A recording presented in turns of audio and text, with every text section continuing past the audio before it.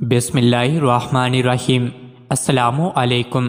روزانہ واقعات سننے کے لیے اس چینل کو سبسکرائب کریں۔ زمانہ جاہلیت میں ذباب نامی ایک شخص بت پرست تھا۔ اس کو شکار کا بہت شوق تھا۔ ذباب کے بت کا نام قراص تھا۔ ایک بکرا قراص کے نام پر ذبح کر کے اس کا خون بت پر چڑھایا اور 10 بستہ عرض کی: آپ میں سب قدرت ہے، اپنی عنایت سے مجھے کوئی شکار عنایت فرمائیں۔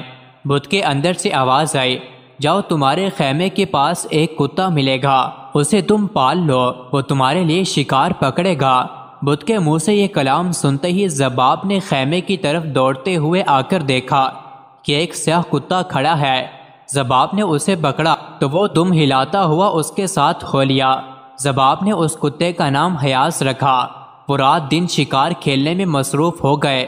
کتا جو بھی جانور شکار کرتا، پھر وہ ذباب بت کے سامنے لا کر ذبح کرتے اور خون بت پر چڑھاتے اور گوشت مہمانوں کو کھلاتے اور خود بھی کھاتے۔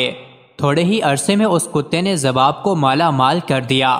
دور دور سے مہمان آتے اور بت کے ذبیحہ کو خوشی سے کھاتے، یہاں تک کہ حضور صلی اللہ علیہ وسلم مبعوث ہوئے۔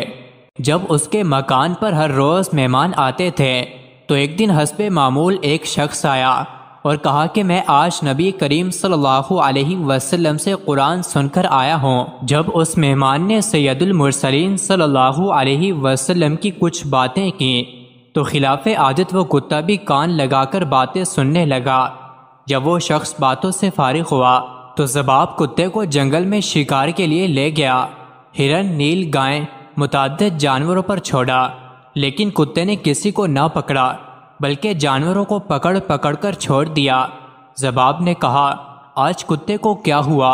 کتا تو خاموش تھا، مگر غیب سے ایک آواز آئی کہ ذباب، اس کتے نے ایک بڑی بات کی خبر سن لی ہے۔ اگر تمہیں بھی معلوم ہو جائے تو تم بھی اسے معذور سمجھو گے۔ پس کتے کو گھر لے آیا۔ راستے میں ایک دیو کی صورت کا انسان بھی گدھے پر سوار اور دوسرا شخص بھی اسی طرح سوار سامنے سے آتے ہوئے نظر آئے۔ ان دونوں کے پیچھے ایک حبشی غلام کے ہاتھ میں بڑے زبردست کالے کتے کی رسی پکڑے چلا آتا ہے۔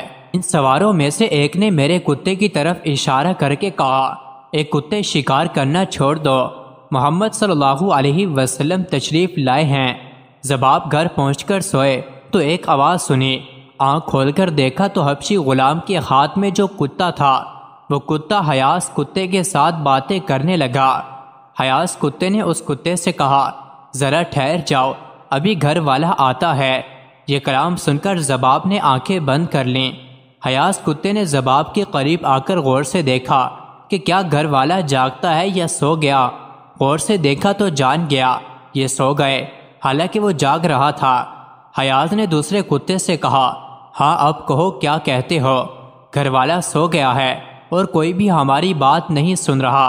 کالے کتے نے کہا کہ تو نے وہ جو 2 سوار دیکھے، یہ دونوں بڑے قومی سہیکل والے جن تھے۔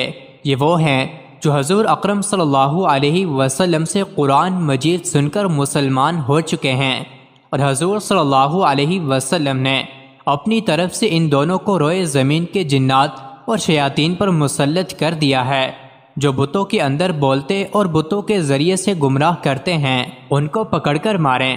مجھے تو انہوں نے پکڑ کر خوب مارا اور طرح طرح کے عذاب میں مبتلا رکھا، اور مجھ سے عہد لیا کہ اب کے بعد میں کسی بت کے اندر نہ جاؤں۔ اے حیاس، میں ہندوستان کے جزیروں میں جانے کا ارادہ کر چکا ہوں، تیرا کیا ہے؟